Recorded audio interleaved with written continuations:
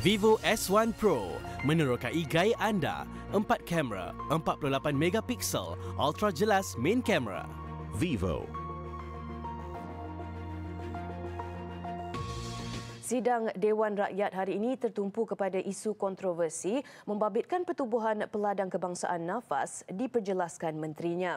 Selain itu, isu permohonan program Malaysia Rumah Keduaku turut berkumandang dalam persidangan hari ini. Laporan penuh kita bersama wartawan Nur Fazilah Muhammad Sahid. Silakan Fazi. Ya, Azaria. Menteri Pertanian dan Industri Asas Tani Datuk Salahuddin Ayub menegaskan beliau mengikut setiap prosedur dan peraturan membabitkan isu pemberian projek bernilai 1.1 bilion ringgit kepada Pertubuhan Peladang Kebangsaan NAFAS yang menimbulkan kontroversi baru-baru ini. Selaku menteri, ujarnya menjadi tanggungjawab beliau untuk membela nasib 920,000 ahli peladang. Dan tindakan ini sudah menjadi tradisi sejak pentadbiran Perdana Menteri kedua, Allahyarham Tun Abdul Razak. Sebagai menteri, setiap tahun, termasuklah menteri-menteri sebelum saya, akan membuat rayuan kepada yang amat menteri supaya diteruskan PBN itu kepada NAFAS. Dan apa yang saya lakukan baru-baru ini adalah suatu proses di mana proses apa yang dikatakan tender terbuka itu masih belum lagi dimuktamadkan. Dan tidak ada satu company pun yang boleh menunjukkan bukti mereka telah menerima tender itu. Maka dengan itu adalah satu kewajipan untuk saya terus berdiri mendukung NAFAS, dan apa yang saya perlu tahu dan memberitahu dalam Dewan ini dan rakyat di luar sana, apa yang saya lakukan ini adalah mengikut prosedur, mengikut peraturan, dan ianya adalah satu perjuangan yang mesti diteruskan demi 920,000 ahli-ahli peladang seluruh negara.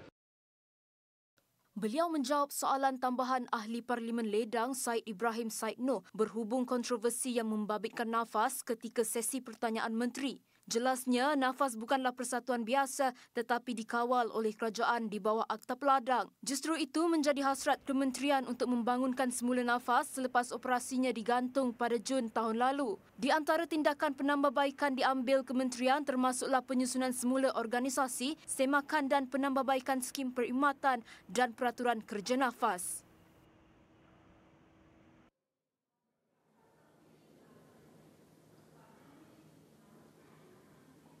Turut berkumandang di Dewan Rakyat dakwaan kononnya Pertubuhan NAFAS menyewa puluhan bilik hotel ketika kempen pilihan raya kecil Tanjung Piai berlangsung.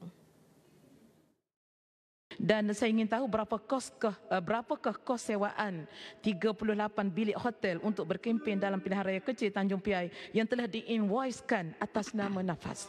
Mungkin penjelasan ini akan memberi penjelasan kepada rakyat yang tertunggu jawapan sebenar isu berkaitan dengan yang sedang diwairalkan sekarang.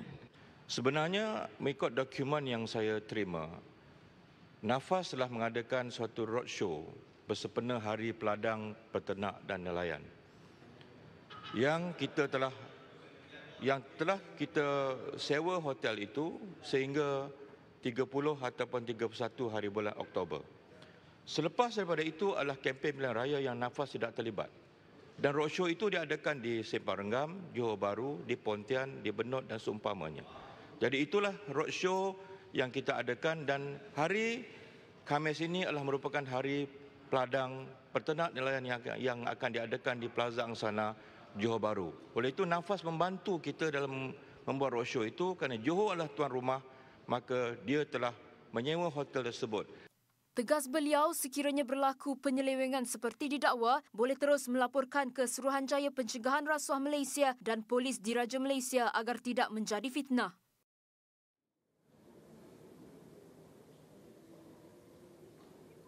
Sejumlah 4,487 permohonan untuk menyertai program Malaysia Rumah Keduaku telah diluluskan oleh Kementerian Pelancongan Seni dan Budaya bagi tempoh Julai 2018 hingga November 2019.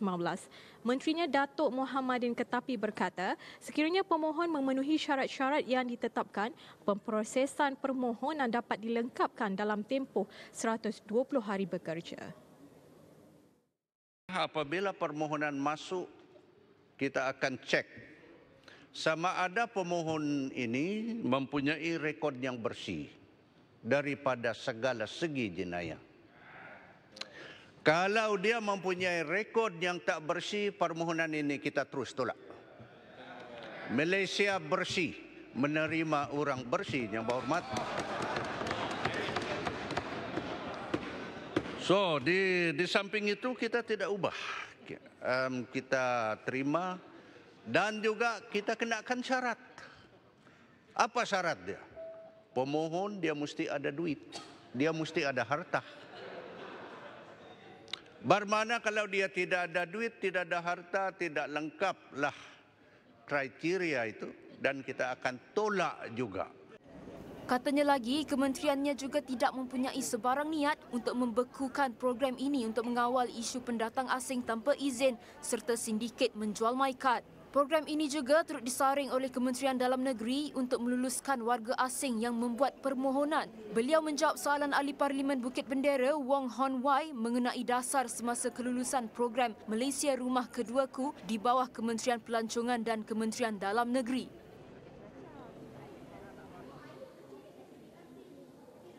Sekian sahaja laporan dari Parlimen. Kita kembali ke Sri Pentas. Assalamualaikum.